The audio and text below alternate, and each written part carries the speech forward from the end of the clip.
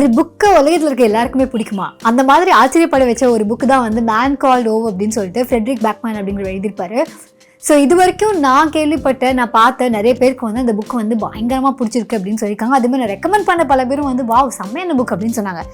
But அவர் எழுதின இன்னொரு புக்குக்கும் அதே அளவுக்கு ஹைப் இருந்தது அப்படிங்கிறனால த ஆங்ஷியஸ் பீப்புள் அப்படிங்கிற இந்த புக்கை வந்து நான் எடுத்தேன். ரொம்ப நாள் அதை படித்து அவனு வெயிட் பண்ணி ஃபைனலி நான் படித்து முடித்தேன். பட் இந்த புக்கை வந்து படிக்க ஆரம்பித்த உடனே ஒரு டிசப்பாயின்மெண்ட்.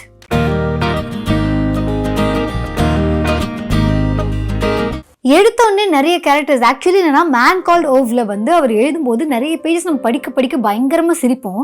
அண்ட் அந்த புக்கு முடிக்கும் போது நமக்கு தானாக அழுக வந்துடும். அந்த மாதிரி எல்லா இமோஷனுமே வந்து அந்த புக்கில் இருந்தது. அண்ட் அதில் மெயின் கேரக்டரான ஓவ் வந்து பயங்கர ஒரு மாதிரி எல்லாரையும் ஸ்னப் பண்ணிக்கிட்டே இருப்பார். ஏன்னா அவருக்கு வாழவே பிடிக்காது அப்படிங்கும் போது எல்லாரும் மேலேயும் இரிட்டேட்டடாக இருப்பார். இந்த மாதிரி ஒரு கேரக்டர் வச்சு தான் அந்த கதை நகர்ந்தது அப்படின்னாலுமே அந்த கதையை நமக்கு ரொம்ப பிடிச்சிருந்தது. அந்த தாத்தா என்ன பண்ணாலும் நமக்கு சிரிப்பு போகிறோம் அந்த மாதிரி இருந்தது. இந்த புக்கில் அந்த ஸ்டார்டிங்கில் என்ன ஆயிடுச்சுன்னா, ஒரு பேங்க்கை வந்து கொள்ளையடிக்கிறதுக்காக ஒருத்தன் வரான். அவன் கொள்ளையடிக்க போன அந்த பேங்க்ல காசே கிடையாது அப்படிங்கிறது பேங்க்ல இருக்கவங்க சொல்றாங்க.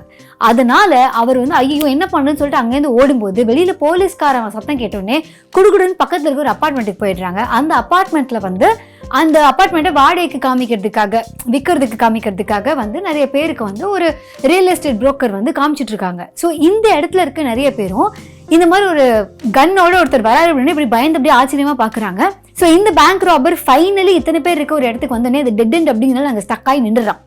இப்போ வந்து அது ஹாஸ்டேஜ் ப்ராப்ளமாக மாறிடுது. அதாவது இவன் வந்து எல்லாரையும் வந்து ஹாஸ்டேஜில் வச்சிருக்கான் அப்படின்னு சொல்லிட்டு ஒரு இஷ்யூ கிரியேட் ஆகுது.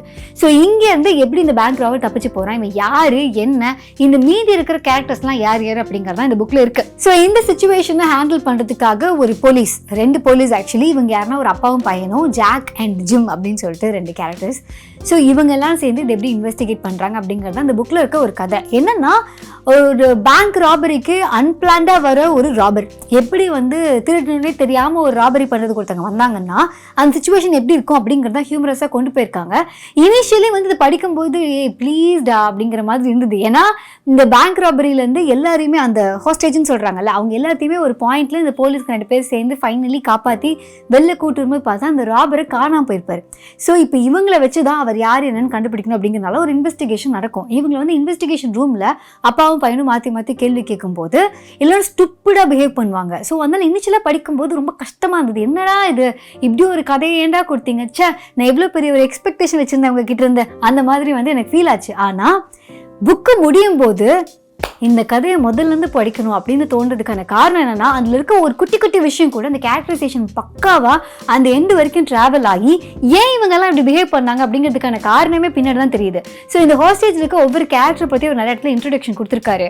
ஒரு லெஸ்பியன் கப்பிள் இருக்காங்க, அப்புறம் வந்து ஒரு வயசான ஒரு கப்பிள் இருக்காங்க, ரிட்டையர்டான ஒரு கப்பிள், அண்ட் இன்னொரு பக்கம் ஒரு வயசான ஒரு பாட்டி இருக்காங்க, அண்ட் அதுக்கப்புறமா வந்து அந்த ரியல் எஸ்டேட் புரோக்கர், அப்புறமா வந்து அந்த பேங்க் ராபர், அப்புறம் இதுக்கு நடுவில் வந்து லெனர்ட் அப்படின்னு சொல்லிட்டு ஒரு கேரக்டர். இத்தனை கேரக்டர்ஸும் யார் இவங்க எல்லாம் ஏன் இங்கே இருக்காங்க, முக்கியமாக வந்து ஒரு ஜாரான்னு சொல்லி ரிச்சான ஒருத்தங்க இருப்பாங்க, அவங்க ஏன் அங்கே வந்திருக்காங்க, இந்த மாதிரி வந்து நிறைய ஒரு பேக் ஸ்டோரி இந்த இடத்துல இருக்கும். இவங்க எல்லாருமே முக்கியமாக நியூ இயருக்கு முந்தின நாள் இந்த இடத்துல வந்து இந்த அப்பார்ட்மெண்ட்டை பார்த்துட்டு இருக்கிறதுக்கு ஒரு முக்கியமான காரணம் இருக்குது அப்படிங்கிற மாதிரி இந்த ஒரு கதை ஒன்று ட்ராவல் ஆகும். இது எனக்கு பிடிச்ச விஷயம் நிறைய இருக்குது. ஆக்சுவலி இது யாருக்கு ரெக்கமெண்ட் பண்ணலாம் அப்படின்னா, ரிலேஷன்ஷிப்பில் இருக்கவங்க, புதுசாக ரிலேஷன்ஷிப்பில் இருக்கவங்க, இல்லை வந்து கல்யாணம் பண்ணணும்னு பிளான் பண்ணிருக்கவங்க, இல்லை குழந்தை பெற்றுக்கணும்னு பிளான் பண்ணிருக்கவங்க, இவங்க எல்லாருக்குமே இந்த புக் வந்து ஒரு பயங்கரமான புக்காக இருக்கும். ஏன்னா இதில் இதோட கேரக்டரைசேஷன் எப்படி இருக்குது அப்படின்னா, ஒரு பாட்டியை பற்றின ஒரு கேரக்டரைசேஷன் இருக்கும். அவங்க பேர் வந்து எஸ்தல் அப்படின்னு சொல்லிட்டு. அந்த எஸ்தல் வந்து அந்த பேங்க் ராபர் தன்னை சுட்டா கூட சந்தோஷப்பட்டிருப்பாங்க. ஏன் அப்படின்னா அவங்கள யாருமே கண்டுக்க மாட்டாங்க. ஆஹா அவங்க கொலைகாரன் கண்டுக்காத நான் தெரிஞ்சனே அப்படிங்கிற மாதிரி பாட்டி ஃபீல் பண்ணுவாங்க அப்படிங்கிற மாதிரி தான் அவங்களோட கேரக்டரைசேஷன் இருக்கும். பட் அவங்களோட ஹஸ்பண்டை இழந்திருப்பாங்க. அவங்க ஹஸ்பண்ட் இல்லாத அந்த ஒரு வருஷங்கள் எப்படி இருந்திருக்கு அப்படிங்கிறது இங்கே கொஞ்சமாக வந்து நமக்கு ரிவீல் ஆகும். இன்னொரு பக்கம் ஒரு லெஸ்பியன் கப்பிள் கக்கன்னு சண்டை போட்டுருப்பாங்க, இன்னொரு பக்கம் ஒரு ஓல்டான கப்பிள் சண்டை போட்டுட்டு இருப்பாங்க. இதை இந்த ஆத்தர் சொல்லியிருப்பாரு, ரொம்ப ரிலேஷன்ஷிப்பில் பல வருஷம் இருக்கவங்க சண்டை போடுறதுக்கும் புதுசாக ரிலேஷன்ஷிப்பில் நுழைஞ்சவங்க சண்டை போடுறதுக்கும் ஒரு வித்தியாசம் தான் மேஜராக இருக்குது. என்னன்னா, புதுசாக இருக்கவங்களுக்கு சண்டை போடுறதுக்கு காரணம் கொஞ்சம் கம்மியாக, அதாவது நிறைய பேசணும், ஒரு பயங்கர ஒரு ஆர்கியூமெண்ட்டாக மாறணும், அப்புறம் தான் சண்டை பெருசாகும். பட் வந்து ரொம்ப வருஷமாக ரிலேஷன்ஷிப் இருக்க கப்பிளுக்கு ஒரு மூஞ்சி இப்படி வச்சாலே என்ன நீ இப்படி மூஞ்சி வச்சிட்டேங்கிற அளவுக்கு குட்டி விஷயத்துலேயே வந்து அவங்களால வந்து உனக்கு எனக்கு இதில் செட் ஆகலை அப்படிங்கிற விஷயத்தெல்லாம் வந்து ஈஸியாக கண்டுபிடிக்க முடியும் அப்படின்னு சொல்லியிருப்பாங்க. ஜாக் அண்ட் ஜிம் அந்த 2 போலீஸ் ஆஃபீஸர்ஸ், அப்பாவும் பையனும், இவங்களுக்குள்ள இருக்கிற ஒரு காம்போவும் செம்மையாக இருக்கும். இந்த பையனோட அம்மா இறந்ததுக்கப்புறம் இவங்க 2 பேரும் அப்புறம் தான் க்ளோஸ் ஆக ஆரம்பிப்பாங்க. நிறைய பேரோட வீட்டில் வந்து நடக்கிற ஒரு விஷயம் தான் இது. அதாவது அப்பாவும் பையனும் பயங்கரமாக க்ளோஸாக இருக்க மாட்டாங்க. அம்மா இருக்கிற வரைக்கும் அவங்க 2 பேரும் கம்ஃபர்டபுளாக அம்மா மூலமாகவே எல்லாம் பேசிப்பாங்க. பட் அம்மா இல்லாத போது இவங்க 2 பேரும் எப்படி பேசுகிறாங்க, அவங்க ரிலேஷன்ஷிப் எப்படி இருக்குது அப்படிங்கிறதுலாம் இங்கே கொண்டு வந்திருப்பாங்க. அதில் அந்த பையன் எழுதியிருப்பான், அந்த மாதிரி எங்கள் அம்மா இறந்ததுக்கப்புறம் அடுத்த நாள் பார்த்தா சூரியன் உதிக்குது, எதுவுமே நடக்காத மாதிரி எல்லோரும் அவங்கவுங்க வேலையை பார்த்துட்டு போகிறாங்க. எப்படி இவ்வளோ பெரிய லாஸ் என் லைஃப்பில் இருக்குது, ஆனால் இந்த உலகத்தில் இது ஒரு டிஃப்ரென்ஸே மேக் பண்ணலையா அப்படிங்கிற மாதிரி. அதே மாதிரி இந்த வயசான கப்பல் அந்த தாத்தாவும் பாட்டியும் இருப்பாங்க இல்லையா, அவங்க 2 பேரில் வந்து அந்த தாத்தா ஒரு விஷயம் ஃபீல் பண்ணி எழுதியிருப்பார். என்னென்னா, அவர் பல வருஷமாக ஒர்க் பண்ணிட்டு இருந்த ஒரு கம்பெனி, அந்த கம்பெனிலேருந்து ரிட்டையர்ட் ஆகி அதுக்கப்புறம் வீட்டில் இருப்பார். அடிக்கடி அந்த கம்பெனியை சுற்றி போவார். அவர் அங்கே போனால் இவர் இருந்ததுக்கும் இல்லாததுக்கும் வித்தியாசமே இல்லாமல் அந்த கம்பெனி ரன் ஆகிட்ருக்கும். அதை பார்க்குறதுக்கு வந்து அவரால் அக்செப்டே பண்ணிக்க முடியாது. அப்போ என்னோட ப்ரெசன்ஸ் இந்த கம்பெனியில் வந்து ஒரு பெரிய விஷயமே கிடையாதா அப்படிங்கிற மாதிரி அவர் ஃபீல் பண்ணுவார். ஆக்சுவலி அதை நானே ஃபீல் பண்ணியிருக்கேன். ஏன்னா எங்கள் அப்பா வந்து போஸ்ட் ஆஃபீஸில் ஒர்க் பண்ணி ரிட்டையர் ஆனது. அதுக்கப்புறம் இப்போ அந்த போஸ்ட் ஆஃபீஸில் போனால் எல்லாம் நார்மல் நடக்குது. ஆனால் அவர் இருக்கிற வரைக்கும் ஒரு நாள் லீவ் போட சொன்னால் கூட தான் இந்த போஸ்ட் ஆஃபீஸோட தூண் மாதிரி பிஹேவ் பண்ணுவார். பட் அவர் இல்லாத போது ஆஃபீஸ் நல்லா தான் இருக்குது. மிஸ் பண்ணுறது யார், கடைசியில் நம்ம தான் மிஸ் பண்ணுறோம். ஸோ இந்த மாதிரியான ஒரு ரிட்டையர்மெண்ட் ஆன ஒரு வயசானவர் எந்த மாதிரியான இமோஷன் இருக்கும், அவங்க ஏன் வந்து ஒரு சின்ன சின்ன விஷயத்தையும் ரொம்ப சென்சிட்டிவாக எடுத்துக்கிறாங்க, இதெல்லாம் ஹேண்டில் பண்ணியிருப்பாங்க. ஆக்சுவலிலாம் என் ஃப்ரெண்டோட அப்பா வந்து என்ன பண்ணுவாராம், பேப்பரை வச்சு கார் துடைப்பாராம். புதுசாக இவன் வாங்கின காரை அவனுக்கு எப்படி இருக்கும், இந்த மாதிரி நீங்கள் தொடச்சிங்கன்னா காரில் ஸ்க்ராட்ச் ஆகிடும் அப்படின்னு சொல்கிறதுக்கு மனசு துடிக்குமா. ஆனால் அவங்க அப்பாவை பொறுத்த வரைக்கும் அவர் வந்து நான் ஒன்றும் சும்மா இல்லையே, வீட்டில் பாரு உன்னோட கார் கூட நான் தான் தொடச்சி வைக்கிறேன் அப்படிங்கிற அந்த பொறுப்பு அவர் எடுத்துக்கிறாரு. அது எந்தளவுக்கு அவருக்கு இம்பார்ட்டன்ட் அப்படிங்கிறதுலாம் வந்து அந்த இமோஷனை வந்து இந்த புக்லேயும் ஆக்சுவலி ஹேண்டில் பண்ணியிருப்பாங்க. இதில் வந்து ஒரு பாட்டி ஒன்று சொல்லுவாங்க, இந்த மாதிரி நம்மலாம் எவ்வளோ கேவலமான பேரண்ட்ஸாக இருந்தால் நம்ம குழந்தைங்களுக்கு வந்து பேரண்ட் ஆகணுங்கிற ஆசையே இல்லாமல் இருக்குது. ஏன்னா வந்து நான் ஒரு சூப்பரான டாக்டராக இருந்தால் எல்லாரும் எனக்கும் அந்த மாதிரி டாக்டர் ஆகணும் அப்படின்னு தானே சொல்லுவாங்க. அப்போ நம்ம நல்ல பேரண்ட்டாக இருந்தால் எனக்கும் இந்த மாதிரி ஒரு அம்மா அப்பா ஆகணும் அப்படின்னு தானே ஆசைப்படுவாங்க. ஆனால் என் குழந்தைங்க 2 பேருக்குமே வந்து அம்மா அப்பா ஆகணும்னு ஆசையே இல்லை, அப்புறம் எவ்வளோ கேவலமான பேரண்ட்டு அந்த மாதிரி ஒரு டயலாக் ஒன்று சொல்லியிருப்பாங்க. அது படிக்கும்போது செம்ம க்யூட்டாக இருந்தது.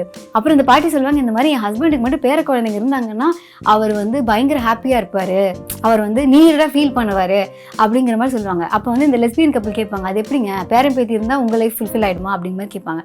அப்போ வந்து இந்த அம்மா சொல்லுவாங்க, ஒன்றும் இல்லை, நீங்கள் வந்து இதை ஃபீல் பண்ணியிருப்பீங்களான்னு தெரியல, ரொம்ப சின்ன வயசில் அந்த குழந்தை இருக்கும்போது எங்கேயாவது ஃபாஸ்ட்டாக நம்ம போயிட்டோம்னா பின்னாடி ஓடி வந்து நம்ம கையை பிடிச்சிக்கும், அந்த நம்மளோட கை அதுக்கு தேவைங்கிறதே ஒரு எவ்வளோ பெரிய ஒரு இமோஷன் தெரியுமா அப்படிங்கிற மாதிரி சொல்லியிருப்பாங்க. புக்கு படித்து முடிக்கும் போது எனக்கு ஃபீல் ஆச்சு, அப்போனா அவர் சூப்பராக பண்ணிட்டார். ஏன்னா ஸ்டார்டிங்கில் எனக்கும் அது இரிட்டேட்டிங்காக தான் இருந்தது. பட் அந்த கேரக்டர்ஸ் வந்து இரிட்டேட்டிங்காக தான் இனிஷியலாக பிஹேவ் பண்ணணுங்கிறது தான் இதோட தியரியே இருக்கும். ஸோ இது முடிக்கும்போது, இந்த புக்கை முடிக்கும்போது ஒவ்வொரு கேரக்டரை பற்றி நிறைய விஷயங்கள் தெரிஞ்சிருந்தது. இந்த புக்கில் அவர் சொல்லக்கூடிய விஷயமும் அதுதான். நிறைய பேர் நம்ம ஃபர்ஸ்ட் இன்ஸ்டன்ஸில் பார்க்கும்போது, ஓகே இன்றைக்கி நம்ம இங்கே தான் மீட் பண்ணுறோம், ஒரு காஃபி ஷாப் போகிறோம், அந்த இடத்துல ஒரு லைனில் நிற்கிறோம், இல்லை லிஃப்ட்டில் போகிறோம், ஒரு 4-5 பேரை பார்க்குறோம், அந்த பேரை பார்த்தோன்னே அவங்கள பற்றி நமக்கு ஒரு இம்ப்ரெஷன் வரும், அதோடு அவங்க போயிடுறாங்க. பட் ஒருவேளை அவங்களோட ஒரு 2 hours ஸ்பெண்ட் பண்ணால் அவங்கள பற்றி நமக்கு எந்தெந்த விஷயங்கள்லாம் தெரிய வருது. அண்ட் அவங்களுக்கும் நமக்கு லைஃப்க்கும் வந்து என்ன ஒரு காமனான விஷயங்கள் இருக்குது, எல்லாருக்கிட்டையும் எப்படி ஒரு காமனான இமோஷன் இருக்குது, இதெல்லாம் வந்து சூப்பராக சொல்லியிருந்தாங்க.